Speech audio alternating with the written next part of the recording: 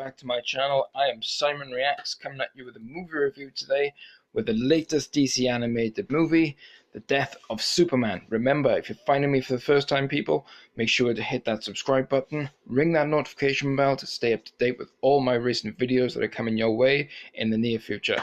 So, let's get into it. Now, this is not the first adaptation of this story that we've had. We have had the graphic novel, the original graphic novel, which came out, I think, in 92, I think it was, I'm going to say, 92.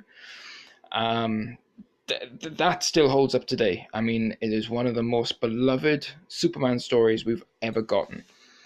Then they came out with a first feature, which was Superman Doomsday. And I love that movie. I do absolutely love that movie. Yes, they took liberties with the story, but it was a good adaptation. It was a really good adaptation. The next one, oh boy, the next one. The next one was Batman vs. Superman. Yeah, remember that piece of shit?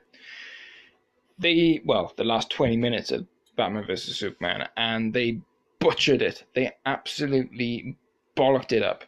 They completely ruined Superman in movies for the rest of time, and they turned Doomsday into a fucking troll monster from Lord of the Rings. So the less said about that bullshit, the better. And now, in 2018, we have got another adaptation of The Death of Superman. And in my opinion, this is by far, hands down, the best adaptation of the graphic novel we have seen, period. This movie is balls to the wall awesome. The action in this is probably the best action in any DC animated movie that's ever come before it. They have got Superman so right in this movie. It really, it's the Superman I grew up with. It is the Superman I grew up with, and it makes a point of showing why Superman is so important to the people, why they love him so much, what he does. Because, you know, in the inevitable scene that we do get, it's called The Death of Superman. So, you know, spoiler alert, Superman dies. But when that eventually happens, it adds so much gravitas to it. You see people mourning for Superman. You know why they care so much about him. And they set it up in the first 30 minutes of this movie. And it's just set up. And then, of course, Doomsday comes on. And oh my god, Doomsday is an absolute beast. He is a beast. He is killing people left, right, and center. And I mean killing people. He is literally taking Atlanteans by the head and squashing their heads. This is a violent movie. A really violent movie. I'm not quite sure what rating it is, but I'm guessing it's an R because there's a lot of blood in this thing. And it doesn't shy away from it. It really doesn't. It has the balls to go there. There are a few things I didn't like about this movie.